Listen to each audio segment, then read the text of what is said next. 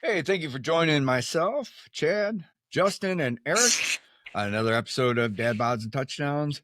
We're here to talk some football. It's exciting. Preseason is kicked off. First things first, though, we want to get on with our NFC East predictions. Justin will actually give his South when it comes to it. He was unable to join us last week, so he'll give his take on what he'll think happened in the South. Eric, you want to go ahead and start us off with the NFC East? Yeah, of course. We got easy one, the Philadelphia Eagles returning champs. The second one was hard because I'm not a Commanders. I dislike them with a passion. But I'm gonna go with them. It just seems logical. I can't trust the Cowboys. Then I'll do the Cowboys, because the Giants just are the Giants. And I mean, they have the defense, looks like they're building, but are they going to be able to do it with a old Russell Wilson or um, I can't remember the backup's name, but yeah. So we'll go Jackson Eagles. Dart.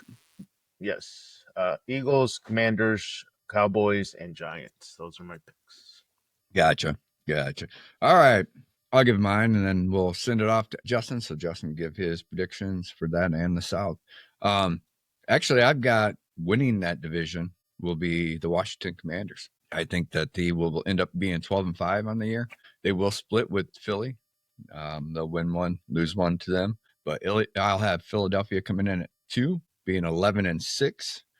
And then Dallas in 3rd. Dallas is always a 10-win season kind of team. Every year they just don't do anything in the playoffs. We know that. So once again, I got them at 10-7. And the Giants at 5-12. It's going to be a tough season for them. I think that they need to move on and get Jackson Dart ready. I know he's going to play today, which is Saturday that we're recording this. I know he's going to play. I'm interested and excited to see how he does. I'm a Jackson Dart fan, so it'd be nice to watch. Mr. Justin, would you like to give your predictions for the East and South? My East predictions. I have the Eagles, Commanders, and the Cowboys at 3rd. I was gonna flip flop those two, but without the Cowboy, Michael Parsons seems pretty firm that he does not want to play for Dallas. If he's gone, I think the Cowboys defense is going to be just too abysmal. I still think they win nine games. Yeah, they're 9 games, Chad. win. And then the Giants, I don't even know. Cam Scadabo's hurt. Tyrone Tracy has a fumbling problem. Russell Wilson's washed. Garbage. Is it time just to start Dart and have Wilson help him out? No, you don't, because he's so raw. You don't want to do it to him like the Colts did with Anthony Richardson. You don't want to take a lot of talent and ruin it and destroy his confidence. But I think they should have just started. Had Jameis Russ or Jameis Jackson Dart, not both of them. But in NFC South, I have Tampa Bay Buccaneers in 1st, Atlanta Falcons in 2nd, the Panthers in 3rd, and the Saints in 4th. The Saints are just a pile of garbage. I think I had them as a 1 or a 2-win team for next season. I think they'll be lucky if they have more than 2. I get not wanting to take Shedeur because of Dion and the attitude, but the fact that they took the dude from Louisville in the 2nd round, and he is he's worse than Gabriel or Shedeur. Yeah. Speaking of Shedeur, let's talk about Shedeur real quick. He played last night for Cleveland. He started. He actually played, like 2.5 quarters? I know he played the whole first half. What's your guys' take on him from what you've seen? I understand it's preseason. I understand that, for the most part, he faced the 2nd, 3rd string guys. But, I mean, even though you're facing those guys, you still got to put the ball where it belongs. What was your guys' thoughts? We've seen worse quarterbacks go in the first round. Just saying. I mean, he has the attitude. I understand that. But, I mean, other people get drafted way earlier and can play half as good as the kid. So I mean, for God's sakes, EJ Manuel and Kenny Pickett were 1st-round picks. Exactly. Perfect examples. You got. I'll be honest. I thought he was impressive. I thought that he put the ball on the mark. I mean, a couple overthrows. But you're going to have that as a rookie anyway, no matter where you're drafted at. I mean, we still see it with Caleb at times. So overall, I thought he was pretty good. I mean, his numbers aren't staggering. I mean, he's 14 of 23 for 138 yards, 2 touchdowns. Both touchdown passes were pretty impressive. He had the right mindset on it too. He said I still thought my performance was under, like he thought he underperformed even though he threw TDs. He's like, I should have did better. he has the right mindset, and if he doesn't start, by week 4, the Browns are doomed him to fail. And like I said, they just embrace losing if they don't start him to try to be better. Someone will try to trade for him, or if he gets released, somebody will pick him up. I mean, Yeah, I think he definitely helped himself big time last night. I mean, look at that one pass. I know out to I think it was his tight end. Guy ended up pulling a hamstring when he caught it, but that's where you put that ball, right out in front of him. it was a running back. Was it running back? He's a pro style quarterback. Like, he's athletic enough for nowadays NFL, but he looks to throw the ball first. And if the Browns, I think, do pull the trigger and decide to start him, I think he will be okay. Not like he's going to be, oh my God, but I think he'll be okay because he already has a very good friendship, off the field relationship with David Njoku. And I'm not sure about Jerry Jeudy, but I know David Njoku and him have been working out quite a bit together. Yeah. I know we talk about his character deals and stuff like that, but overall, his demeanor on the sideline, he sat down, he was listening, he was taking in what was being fed to him. I mean, how much more would you want from a guy? I mean, really, as a rookie, I was impressed. Yeah. I'm hoping that he humbled himself a little bit. I hope we see it this. I mean, no, I enjoy swagger. I mean, you got to have that as a starting quarterback, but he needs to understand, that he is just a rookie too. So at least he doesn't paint his nails, Eric. I'd rather have him. I mean, whatever the quarterback got to do, as long as they win, man, I don't care, honestly. Right. As long as he throws for 4,000 yards in Chicago, that's all we need Caleb Or to what do. if Tyson Bagent leads into the playoffs, Eric? How salty would you be then? Bro, at the end of the day, we make it playoffs. I don't care. Yes. Right. That's what I was saying. I have to agree with you.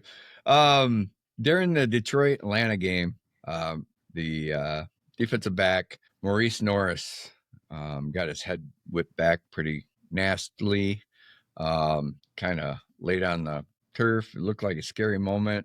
Obviously, the update coming out is that he is moving extremities, obviously conscious, breathing, in stable condition, which is a good thing.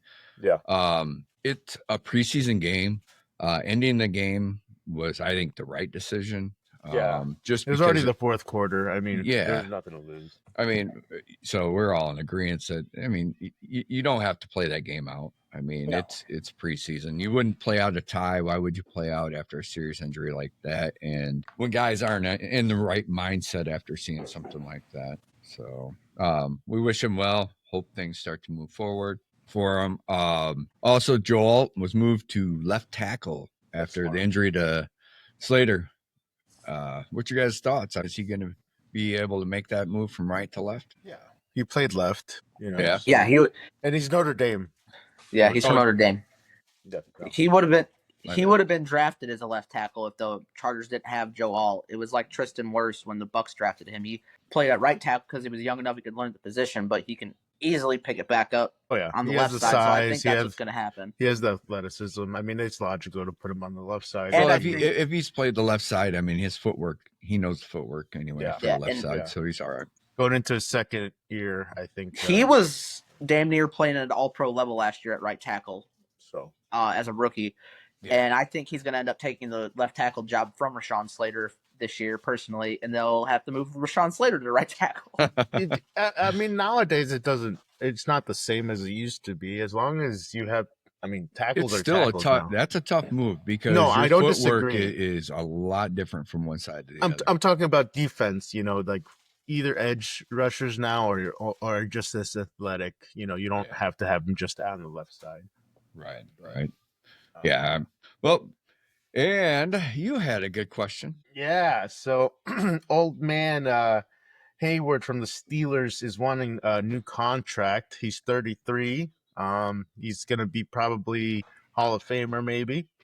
What do you guys think? Does he get another couple years? Do they re-sign him? Do they not re-sign him? What happens? I think age takes over and they don't really sign him. I don't think – I mean, I'm trying to think of a player that the Steelers have actually said, okay, we're just going to pay you when we don't know how age is going to affect. I mean, even besides TJ Watt. Yeah. Well, he's still young. TJ's not. He's 31. Yeah, but let's be honest. He'll play till he's 33, 34. You know what I mean? Yeah. That 3-year contract he signed, it was a smart And Hayward's 37. Right. So, I mean, that's tough. I don't think they'll give him the money. Just my take. I mean, I wouldn't if I was a GM. Yeah. But it's a young man's game. I don't disagree. I mean, you give him like a year minimum or something, but it's like, dude, you're up there in age. I mean, you can kind of play, but like you're here more because you're a leader, not because. Which is valuable, but. No, I'm not saying no. I mean, we paid, who we paid because of their leadership, and they're older. So, I mean, it's just. Right. I don't know. It's a tough one. Nope, I agree. All right, we'll move on to some Bears talk here. Bears had joint practice with the Miami Dolphins. A lot of good shit coming out of this one. Eric, I'll let you start to feed in. And Justin, I know you have plenty to say. So big takeaways. The Bears defense shined. 3 takeaways. Even without our two top corners, Jalen Johnson and Gordon. Even the Dolphins players started fighting amongst each other because they were getting pissed because they couldn't do anything against us. And Caleb had a decent practice, didn't, necessarily ball out, but he didn't look bad. He had some decent plays. Big pickup for us, number 3 receiver, Zadarius, I believe is how you say his last name, from Washington. He's a good pickup. He was getting open. He had some really good catches and a touchdown. Same thing with Loveland. Loveland showed out, had a couple touchdowns. Just overall, I mean, the Bears just showed up and punched them in the mouth, and it shows that we are getting led by somebody new and different, where we're the ones being physical, not being the ones that are getting punched, Yeah, and speaking of being physical, I mean, all the reports from this week, and this is before Miami came in for the joint practice. Yep. All the reporters reporting that, I don't think I heard not even one report that said anything close to being different. This was probably the most violent, physical practice that they've seen in 10 years of covering the Tuesday practice. The Bears. I forgot about that. Yep. Full out tackling. No holds bar. There were fights amongst each other. Because of that, I know that actually Braxton Jones got in it with 2 different people. I think Braxton Jones knows he's fighting for his position. And shows he can be nasty, which is okay in my book. I mean, if that's what it takes. But I know Sean Johnson got into it with someone. So, I mean, the Bears, maybe not going to bear. I mean, defensively, they're going to be nasty as hell, I think. Offensively, there's going to be question marks, obviously. Justin, I know you've been busy with the other thing going on, but go ahead. One thing I got, you're welcome, Loveland, Bears fans, you're welcome. Great pick by Ryan Poles. Loveland is a stud, and Chad, I hope you eat your words from draft night. I want to. He is a fucking stud, and he's better than Cole Kmet as a receiver for sure. As a wide receiver, yes. I will tell you this: you might want to go watch the film from. I've seen it. They're both doing well. I'm telling you, I've seen both of them play. Loveland is a pure better wide receiver than him. Not better tight end. I'm saying receiving. Yeah. Aspect. Okay. All right. Receiving aspect. Yeah. Tremaine Edmonds' words actually about Loveland was he's different. He's different from anybody he's ever had to cover. Is exactly what he said. The one piece of Bears thing that I've seen, though, that I actually seen and looked into, is how Ben Johnson uses that 2-back system. Right, Swift is going to obviously be the main guy, and we've talked about it on here. Chad, you're a big fan of Roschon Johnson, but there's a lot of reports that Ben Johnson likes the rookie from Maryland they drafted in the 5th round. You say that, but who's sitting this weekend? I don't know. The starters are sitting. And when I say starters, you're talking Swift and Johnson. Yep. So, but maybe it's Mungunjai, if I could say his name. Yeah. How do you say his name there, Eric? Go ahead. Mungunjai? Yes. No, I'm going to stutter because he said. Yeah, I can't say it now. If he balls out, like his speed is ridiculous. If he shows out, and he could be that dude that Johnson likes, then why not throw him in there? Because Roschon's good, Swift is good, but if this dude comes out and takes the team by storm and just lights it up, fucking throw him in the starting role and see what he can do, because the Bears haven't had a premier running back in fucking years. No, Since I agree. Forte's left, the Bears have not had a premier running back. Yeah, no, I absolutely correct on that one. I mean, I think that there definitely room, obviously, for 3 running backs, so I'm not really worried about that one.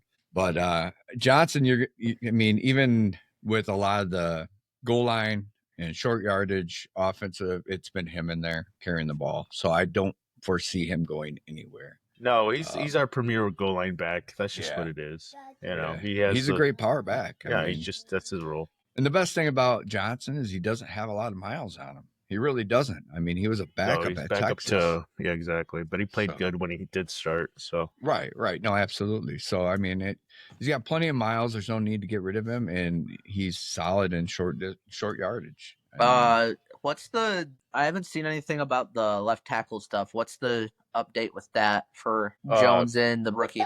Jones, it's his right now. Yeah, still fighting.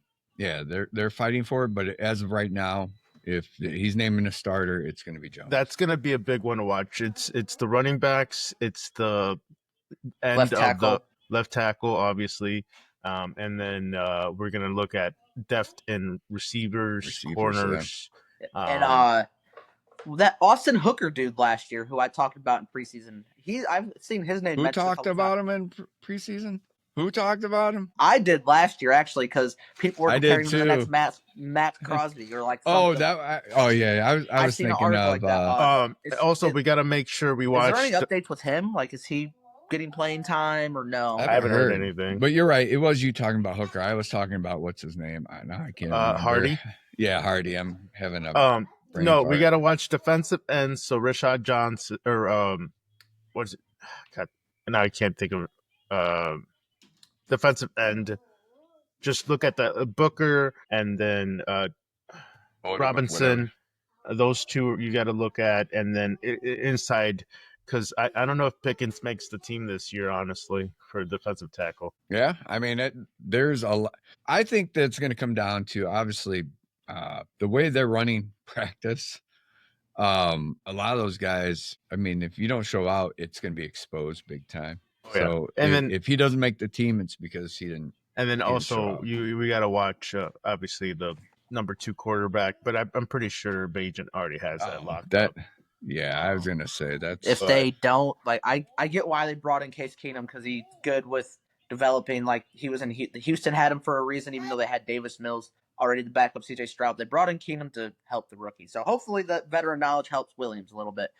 By the way, they got Booker on here as current on the depth chart, currently second, and that's behind Sweat. So I mean, he'll get some playing time. Yeah, it'll be interesting. Odo, I can't say his name, the one that they picked up. From the Indy. Yep. Yeah.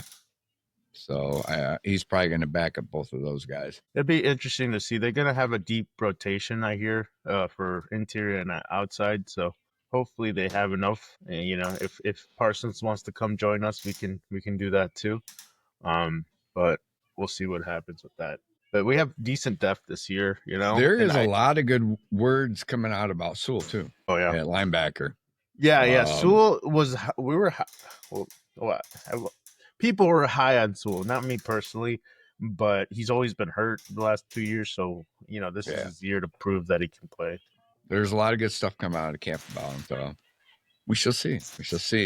Let's talk about a certain Bear. Oh, go ahead. Still on Bears. Okay, still on Bears.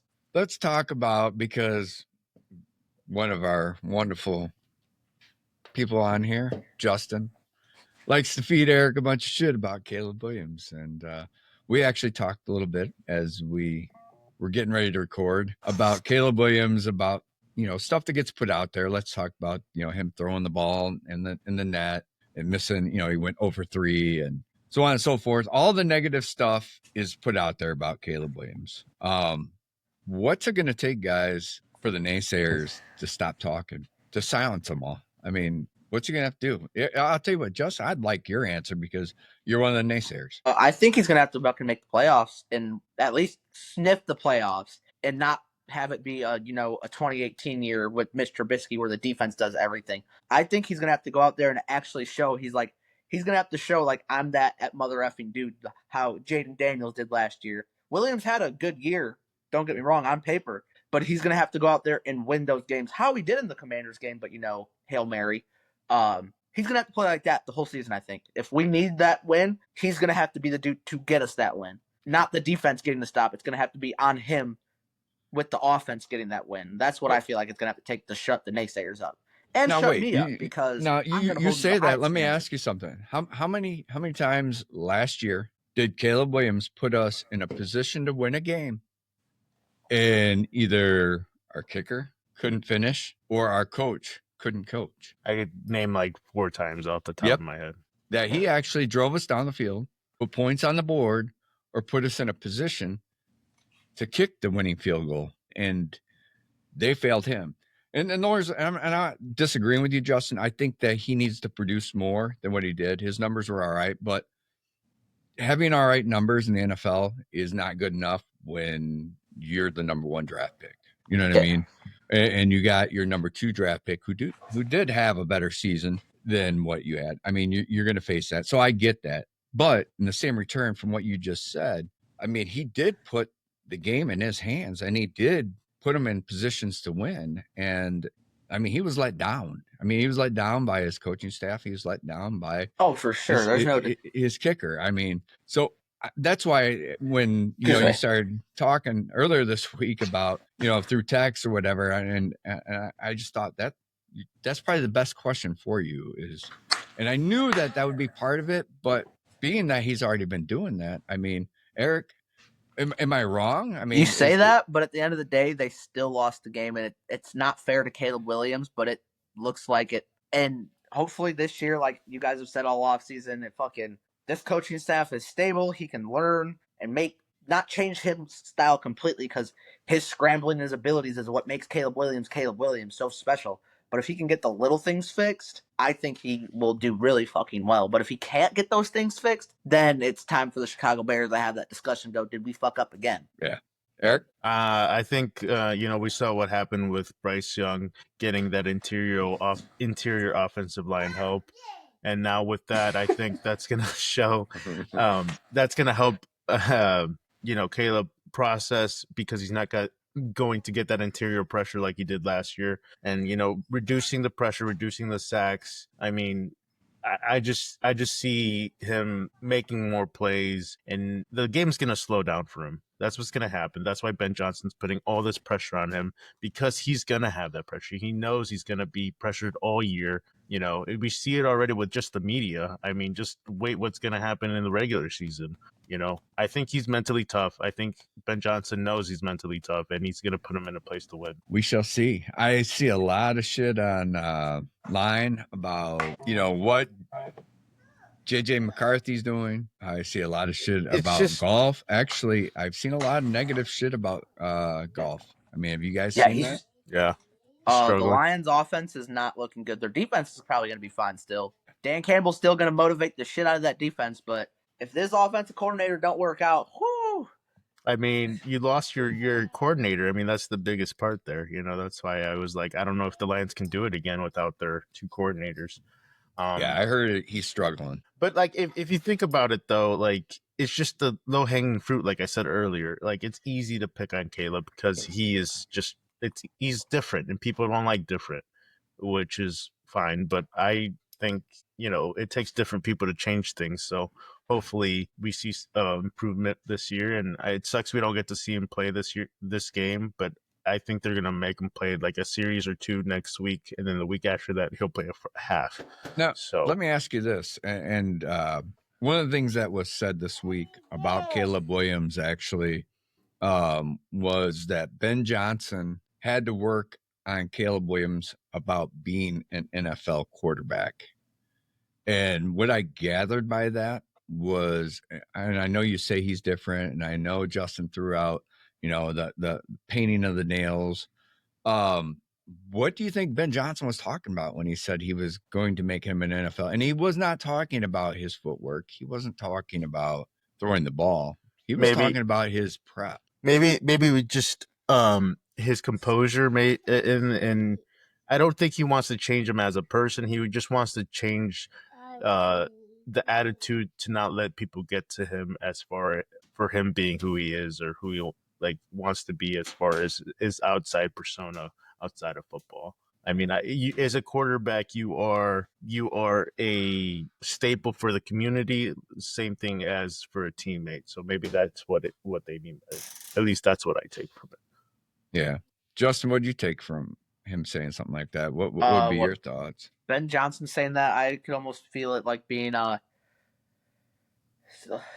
trying, because he is professional with the media. I don't know what it is. Maybe like dress more business style than like painting your nails. I get everyone does that, but I don't know how to interpret what Ben Johnson means by that, because maybe it is his footwork. Maybe it is playing under center more, but we are not there and we don't know that. I couldn't take it because I took it more of like, hey, he needs to be better prepared. He needs to spend more time in film. I take it that he felt like he needed to take it probably a little more serious than what he has. That's what I gathered, because I was thinking of all the places that Caleb Williams was videoed, photoed through the off season, and you hear a lot of guys working out together. And you didn't hear that much about Caleb Williams doing that. I mean, did I miss him working out with people, throwing the ball? I mean, yeah, he should have been with his teammates this whole offseason, especially with DJ Moore, because DJ Moore is being a little diva, and he's not Justin Fields, so he should have been like, okay, come on, DJ, let's go build this chemistry and get this. Come on, Rome. Come on, Luther Burden. You're right. Do you guys remember when they took Fields?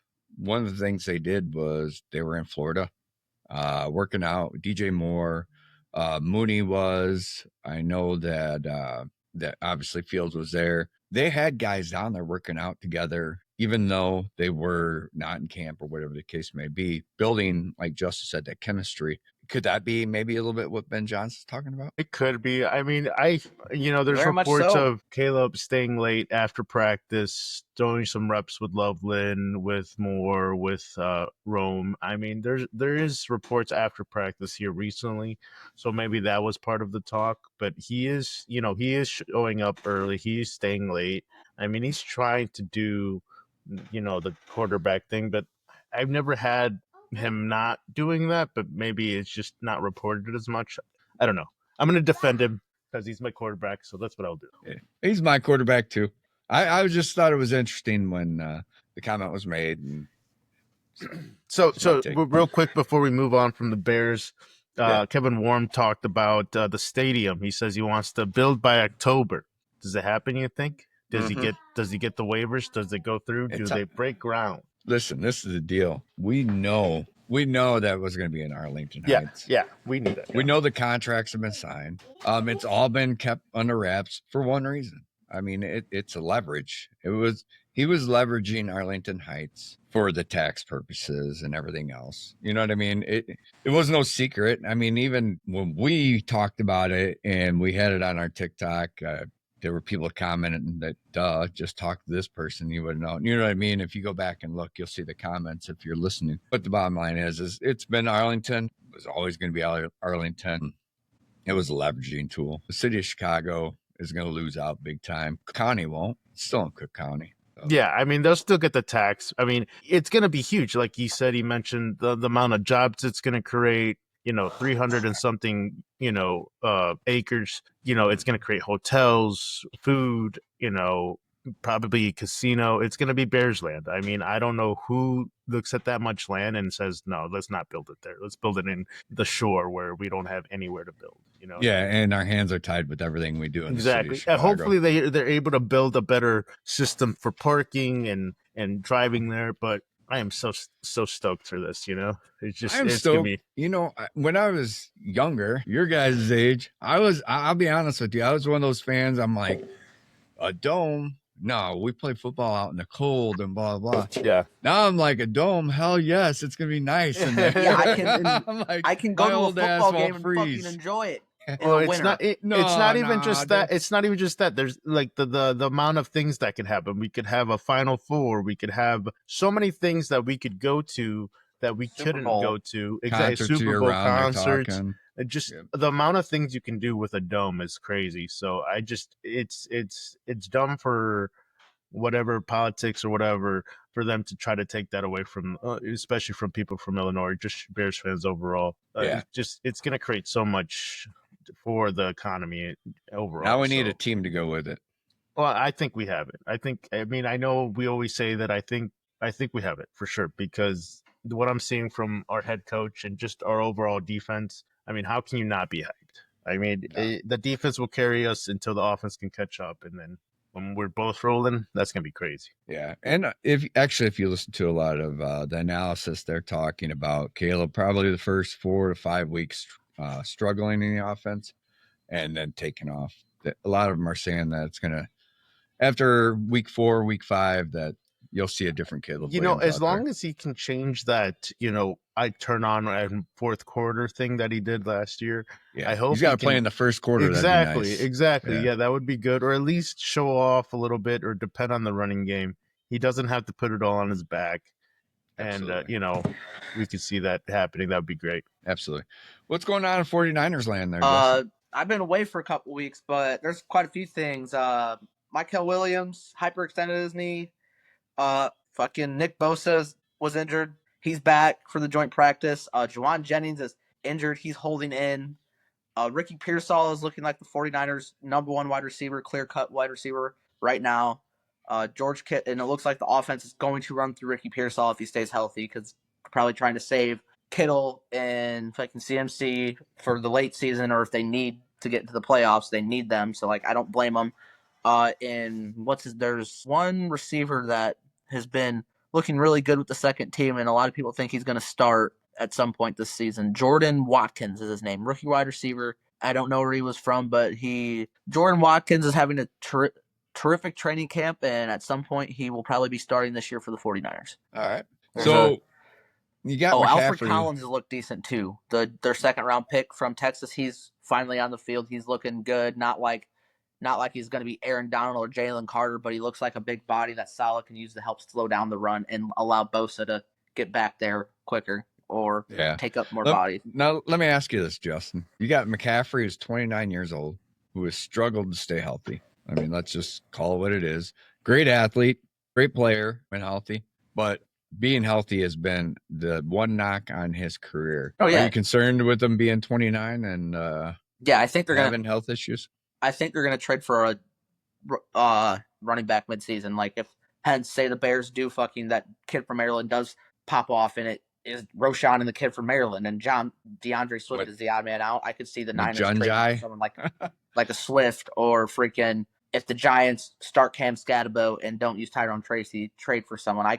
I think they should, personally, just to get more running back depth. I get why they let Jordan Mason go, so they could get that pick and return, but I don't think that they're going to just stick with CMC and Isaac Orlando. They need someone else. That's who it is, Miranda? Or there's another one, isn't there? Like Gonzalez or something? Yeah. He played last year. He was decent. Like, he showed up a little bit. Yeah, Isaac Orlando. Yeah. He was good. Now, you got Ayuk. I mean, you think Pearsall is going to beat Ayuk out? Ayuk's not going to probably play for the first 4 or 5 weeks. Right. And then it's going to take him a few more weeks to get to game speed. Yeah. I just think, I mean, to me, Ayuk is the best pure number 1 wide receiver they have. Oh, it is, but he's not going to be on the field, so they have to run it. They're trying to get Ricky Pearsall to that point. And the first day of their joint practice, the offense looked really fucking rough, looked like shit. Offensive line was struggling. The second day, the offensive line was still struggling, but Brock Purdy was actually getting the ball to Ricky Pearsall, and they were actually Ricky Pearsall actually looked decent that second day, and was like, oh. Yeah. Who did they do joint practice with? Oh, the Broncos. Broncos. Oh, okay, nice. That's good CMC defense. was like, that defensive line is fucking... CMC even quoted it. He was like, their defensive line is scary. Yeah. I mean, it's, to me, I mean, one of the rankings I've got has them second. The other one has them first. I think they're the clear-cut first best defense in the league right now. Yeah, it should be exciting to see. Sean Payne's known for his offense, but not a lot of people talk about how he can have like good defenses too. So, I mean, it's going to be interesting to see how that comes out. Can we also talk about how Bo Nix has a better overall than Caleb Williams on Madden? I mean, what is up with that? Does he really? Yeah. He had a better fucking season. That's how. Barely. He still did, and he took his team to the playoffs, you turd. It don't matter. With less weapons, too. Madden always hates on the Bears. Playoffs. It's crazy. It's crazy. It's fine. What are the playoffs? We are Bears fans. We'll see them this year. Oh, can we also talk about how nobody's talking about Drake May, this terrible fumble, but no one talks about him and this preseason game where he tries to throw the ball instead of just take the sack. But it's fine. If Caleb did that, they would have been everywhere. Dude, quit riding the dick. I'm just saying. Jesus Christ. It's ridiculous. We get it. Okay? Ridiculous. You know what the difference is? Honestly, Eric, the difference is Caleb Williams was the number 1 pick in the NFL draft. No, I know why, and had a lot of heat behind him. I'm just gonna complain. Just let me complain, okay? Let me complain, please. So, fuck these. I like Drake May. I'll be honest with you. I think Drake May is going to be very good in New England. I think he's going to have a stellar year for a rookie running back. Is the Travion Henderson from Ohio State, New England's pick, 2nd round pick. I think he's going to have a hell of a year with a really good fucking year. Of course, he's from. He looks like he looks like a solid weapon for sure. Well, Josh McDaniel also knows how to fucking take a running back that has no fucking purpose being a running back and turning them into a semi-relevant player for just don't make him a head coach. Yes. He's horrible. He's like well, I would trust Matt Nagy over McDaniel any day. And that's after what he did to us as Bears fans. Josh McDaniels has not had a winning season as a head coach. Matt Nagy at least had one. And went to the playoffs the 3rd year. Yes. Justin, you brought up an interesting topic, by the way, and we're going to shift gears a little bit out of the realm of NFL, even though we got all this preseason talk. Conor McGregor.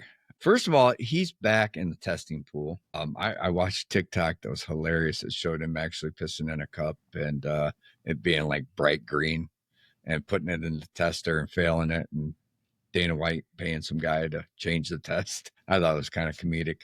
But I mean, first of all, you think he's glowing when he pisses into a cup? that dude's video is so hilarious, Did you see what I was talking about? Yeah, I've heard his name, but he always comes out with the funniest video. Yeah.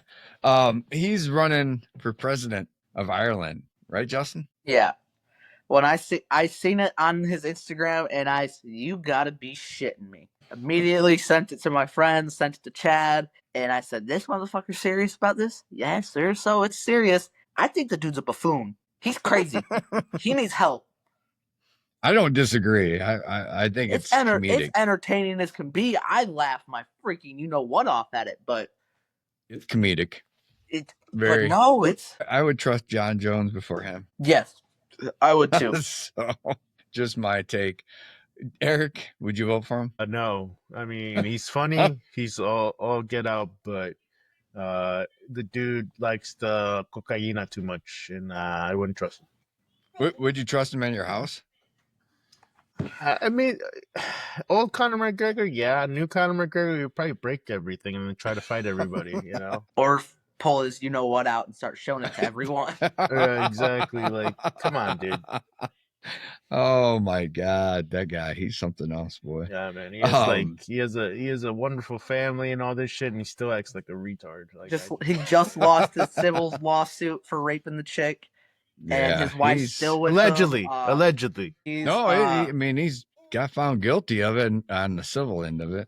So yeah, and he's back in the UFC testing pool too, so he's trying to fight. So is John Jones. Well, John Jones, we all knew that was coming. Yeah. We'll see if he actually ends up on a fight card. So that'd be can't be trusted.